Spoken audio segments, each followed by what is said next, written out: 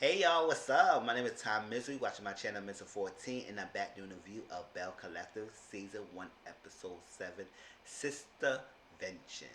Okay, let's jump right into it. I'm just going to talk about certain key points that I got from this episode and not a play-by-play for each episode, each scene of this episode.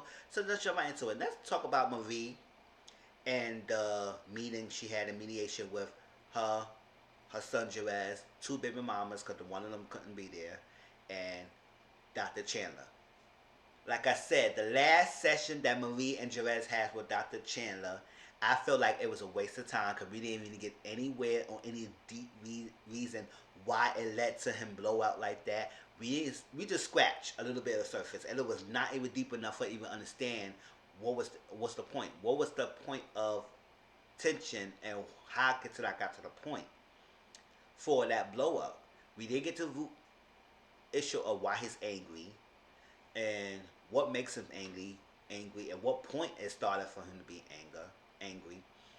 Why that conversation happened, because she didn't want to go to school somewhere else. So like, alright, so it's a lot going on. So I feel like that session was terrible. The therapist didn't really say much. He gave a little whack analogy for Jerez to understand. He understood it a little bit. I don't know. So I said, hope he redeemed himself. So she had it sat down with the two baby mamas, Jerez and Dr. Chandler and stuff. And once again, my opinion has not changed. This session was a waste of time again. We get some information about Marie and what she wants and what she plans for the baby mamas and Jerez and what they should be doing. Which I understand. But I didn't really like the advice or suggestion she gave.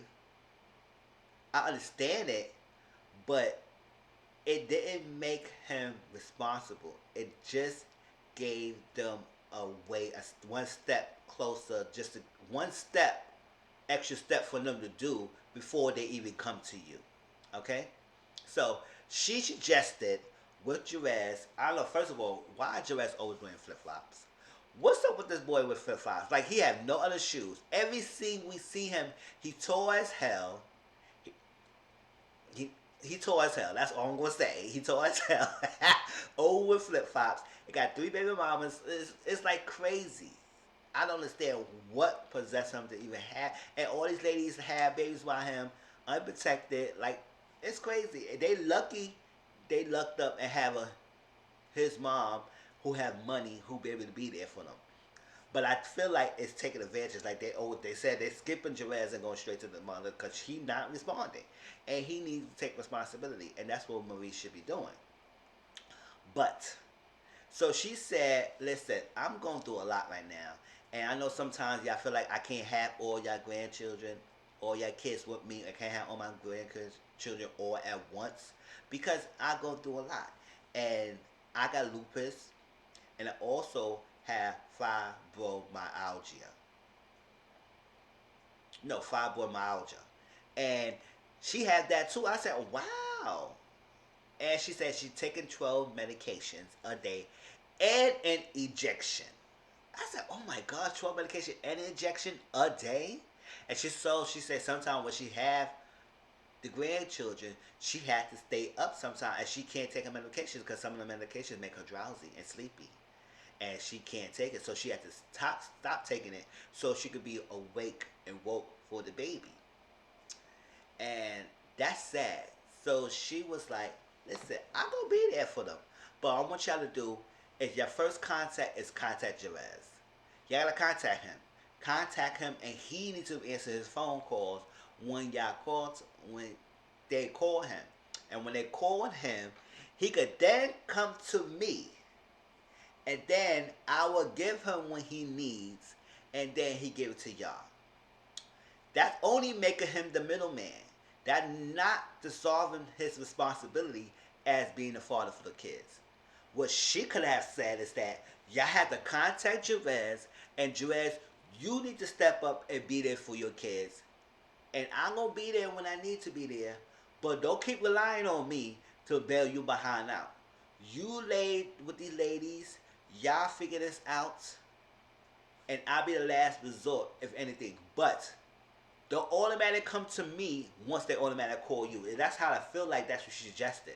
That if he call you, they can come to me. But I guess she wanted him to say, listen, go to Jabez. If he cannot do it, if it's too much trouble, then he could come to me. And then I help him go that stuff. Y'all have to worry about what the money is coming from as long as he get the stuff handed to y'all. Well, but they already know where the money is coming from because they know that he's not doing it unless he shows them that he is doing it. So instead of just going to school, yes, you're going to school, but you need to work at the same time. You need to make some money and you got to bring some income.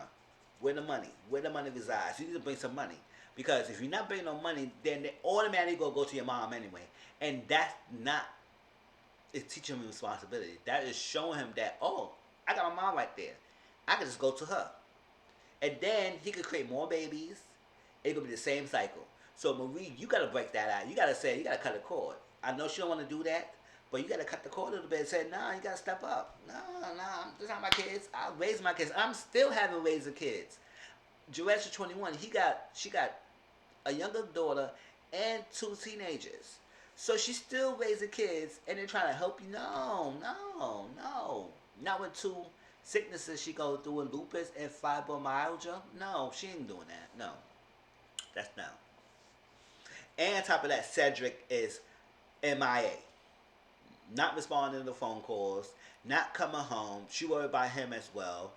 And it's like, it's causing her stress. She's crying. It's like, oh my gosh. It's a lot going on for Marie. A lot. I can't.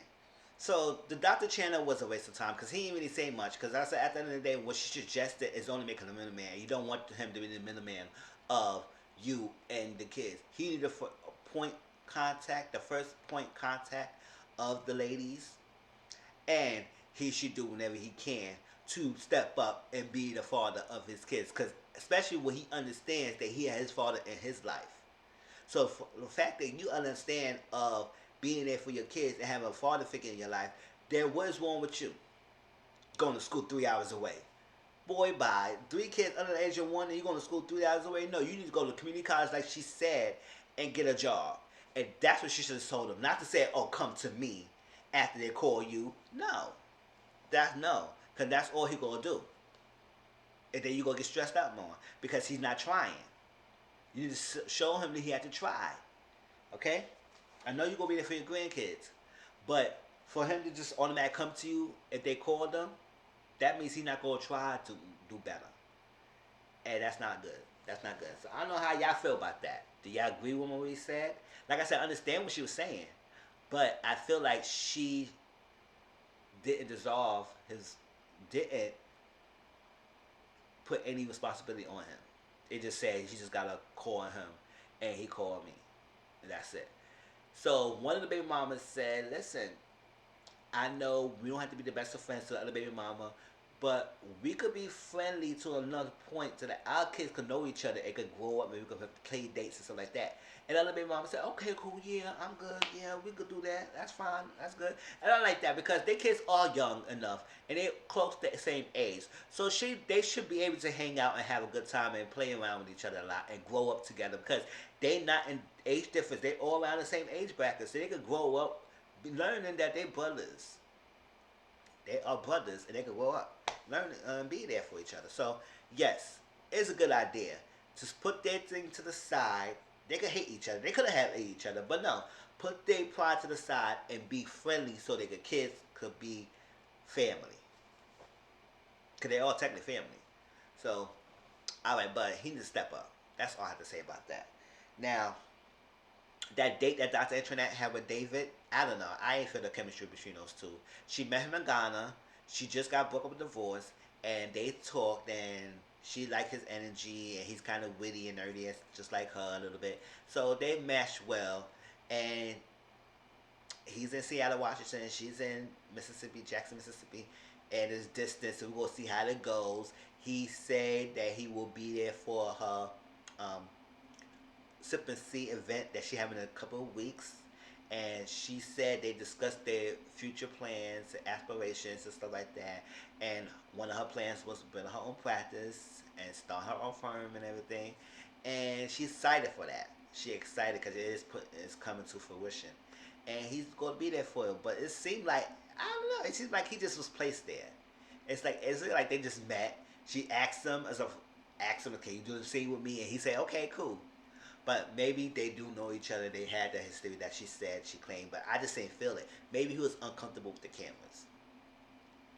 Not everybody could do a scene. I mean, they willing to do a TV show with someone and getting paid for it, but he probably wasn't comfortable, or it was no attraction or connection. I don't know how y'all feel, but I didn't really feel that much at all, at all. Even when he feed her the grape, it didn't seem like connection. They was even looking at each other. That toasting, it wasn't. I was like, okay, okay, we'll see. Cause maybe she always been dating. She liked white men, and she was her husband, her ex husband was a white man. So maybe she try to show us that she could date a black man. We'll see. We'll see. Okay, what's I saying? All right, next. So Marie and Essie, they're business partners, but it seems like Marie, Essie are very too much involved in Marie business and her marriage. I mean, I understand because they're business partners and saying home life could affect business, but we haven't heard anything that Marie business has been affected by her home life. I'm pretty sure it has to an extent, but we don't know. So maybe Essie's concern is her mental, emotional well-being and healthiness, and we should understand. But I just don't know. She's just too involved into the marriage. Yes, you may be concerned about her mental state and her emotional state, but the marriage itself, it's just like you have too much input, Essie. But she's been there for Marie because Marie is worried about Cedric. She's sick right now. She's worried about him. He's not responding to calls. He's not coming home. She don't know where he at. He didn't tell her where she was at, where he's at. So she called him. He's not responding. She said, "Of course, he's not gonna answer his phone. He's not gonna answer his phone. You know, the last time he didn't answer his phone because when you be calling him and stuff like that, he left his phone in the trunk. Last time he came over, he left his phone in the trunk. So you're not gonna be there for him. He's not gonna be there for you. So you need to stop worrying about him. Let the thing go. Maybe it's not worth it to keep solving this marriage and keep this marriage together because I agree. You is going through a lot, Marie. You are sick. You got lupus and fibromyalgia. You got that too. Taking medications, dealing with your kids, dealing with your younger son with the baby mamas. You need to start thinking about yourself because when you not least suspect it, it will creep up on you. And if you're not taking care of your health and you worry about everybody else, you're not doing yourself any service. You're not doing yourself any service. So worry about your health, Marie. It's not worry about this grown ass man who don't want to come home. If you don't want to come home, I say, all right, all right, all right. Pack up the stuff. Pack, pack, pack, pack, pack, pack, pack the stuff. Change the locks. You don't want to come home? You don't have to come home. You don't have to come home, Cedric. Stay with your other house. You don't have to come home. We get the divorce and call it a day because at the end of the day, you need to worry about your health, Marie. Okay? So Tamra took Letitia to see Councilman Stance because, he was at the event, at the brunch, and he left because it got too crazy and out of control. Now, Tisha was wondering why people is not responding to her phone calls or her emails and stuff like that she be sending out, and people not getting back to her. So it's kind of slowing the process that she would like to be going and not speeding it up. So he gave her the bill. He said, listen, I'm going to be there for you because I'm a man of my word. But I'm going to let you know that the reason why people is not responding to your calls or texts or emails is because your reputation of your brunches is being spread around in a negative light. It's not a positive one.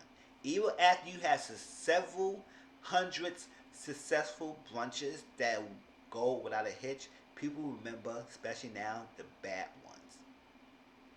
And you're on television now. People, if they talk it, they say, "Oh my gosh, teacher brunch, Marie act up in the brunch. Teacher brunch, a second one with a white lady and a black lady going at it. And it's supposed to be a black female power event lunch. What does white lady do here arguing with a black lady? Oh, yeah. So all that is coming around in the town, and you know the town is small. So your reputation precedes you. Everybody keep talking about it. Just like it was crazy how Marie was trying to blast Latrice and all these ladies at the brunch and trying to make a bad name for Latrice. Okay? So it affected you, but he said he gonna be there for. He gonna work it out and he gonna help her and try to get some people to born on and know that you is not a bad person, and I'm gonna help you, and I'm gonna keep you in the process. But you got to get your bunches under control, and you got to get that handle, because you don't want any more bad reputation. Because nobody gonna want to work with you, and you're not gonna get that Project Fairless Street going. And we all, the viewers, want to see this project succeed. I know I do. So Tamara went to dinner date with Devon and basically just told him that the doctor, cause we talk about family, talk about family, and I talked to Devon, and last time we talked about family, kids, and I know Devon want kids, and I just went to the doctor to see what's going on, and the doctor told me before I get pregnant again, I had to go through surgery. I guess so. I gotta think about it. And she got that high school, that's Devon, and that's that. Time to wait for no one, and my clock is ticking. I can't. So like that. So I got a lot of things to think about. And I like the mind. He doing a lot for me next time. Cause last time the romantic part died down and he doing miles. He gave me flowers and stuff. And I could see myself with the mind again. And I said, yes, girl, you better go with the mind. Like, listen. 16 years you been with this guy. It was no bad breakup. Y'all ended with a good terms. Y'all still support each other. Get with the man that you know already and start starting all over. You 40 years old. We don't got time for that. Get with the person you know. Because at your 20s, you got time to experiment to dating other people. 40s, nah. You in your career, you going to settle down. Just settle down with this guy. Settle down with this guy. He obviously like your high pitch voice. And this is that. Alright, so Timber want to have a sistervention. And he said sistervention. Yeah, a sistervention. So basically, she wants the ladies to get together and hash out their differences and hash out their egos and problems with each other so we could get the Fairless Street project going. If the common denominator of Marie is having an issue with some of the ladies, we can't move forward if y'all don't settle that. At least to the point where y'all can be cordial and be around each other and there won't be no arguments all the time. Especially y'all gonna work on this project. So she wants to have a sistervention for Letitia so it can have a common ground. That's what Marie was not there at the sistervention because she was the common denominator of some of the ladies' tensions with Letitia. About her brunches and stuff like that. So before Letitia got there, it was Mel, Latrice, Dr. Antoinette, and Tambra. So they sat down and talked and see what's going on. Tambra brought Latrice up to speed of the second brunch because Latrice was not there and what happened. Okay? And Latrice mentioned, how people just taking off earrings and shoes and stuff. I said, nobody took off no earrings or shoes. What is y'all getting this from? Kaylon said that. Now you want to say that. I said, what is going on? Who is telling y'all this? That did not happen. And for the Dr. Antoinette to sit there and realize and let them talk about that and say this happened, no, that did not happen. It was no earrings taken off. It was no shoes taken off. It was nobody would put no bandana in their head, tie them and put no Vaseline, get their tennis shoes. Nobody was doing all that. So I don't know what they get that from. So they got a t-shirt. They was like, listen, what's going on? Marie was trying to come after. Yes, Marie came after the first brunch. Yes, that's fine. That was totally Marie. She shouldn't have came out Latrice. The second brunch, the only thing I disagree with Marie with was her tone, how I approached the situation. Not because she checked Kaylon, because Kaylon was doing the most. And I said that, and I think, keep her home next time, Dr. Antoinette. You keep bringing her around, and it's getting annoying. Not because Kaylon took that thing and monopolized the whole thing and took it, we don't talk to y'all like that. We don't talk to black people like that. I said, girl, what you talking about? She said, yeah. But the problem is, Letitia and Tamber let it continue on and let Kaylon have us speak, and then Marie interject and stuff like that. But how she approached it, it turned the whole thing escalated to the point. But Kaylon was not 100% correct in this one either. She's just at fault, just as Marie. Okay, so Kaylon just sit down behind down because if she was doing like theatrics and antics, then we wouldn't have all this issues. But Marie Pro shouldn't have been different. All right, so they was talking. Letitia got there, and they was talking about how Marie this and Marie that, and she said what's going on, stuff like that. So it bounced back and forth and trying to, Letitia. She said, "Got your back." She said, on your little sage party, my name came about. So all y'all with me like y'all say y'all with me, all y'all have my back. Because y'all say y'all want to support me, but then y'all talk about me and all that stuff like that. So me, I talk about you, and they show the clip. You have to have me talk about Tisha and all that stuff like that at the party in the brunch, and Marie in the brunches and stuff. So Dr. Internet said, "Oh, we just get out of people's business, stay out of people's business." And Tampa said, "What you talking about? Let's roll this back. This is what I talk about." She said, "We got to stay out of people's business, and you got to stay out of people's business." She said, "I ain't staying out of my business. This is my thing. This is what I get paid to talk about this. This is stuff I need to talk about. This is stuff I need to talk about." All right. And she said, you came in, you black and everything. She said, we are black women. We need to be there for each other. And I know I'm not going to stay out of the business. We need to get together. And I'm trying to get people together and come out on camaraderie and be friendship and be sisters and support each other and all that stuff. This is what I'm doing. I'm thinking a bigger picture. I'm thinking a bigger picture. They was doing all this bigger picture, this and that. You ain't know that. You say you're black and you say that. You understand you're colorist and you understand the colorism. You experience colorism. She said, "What are you black women, right?" And I was like, "What the hell, Tampa, yo, Tampa, to my, oh, you're black women, right?"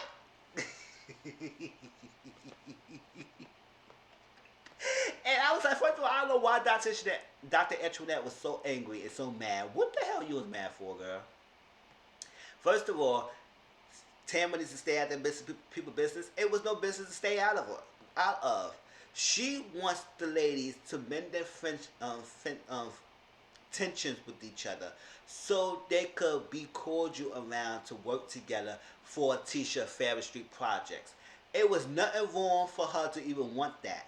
So stay out of people's business. It was nothing business to stay out of, girl. So what are you talking about? It was nothing that Latricia said that was personal information that Tim was trying to apply.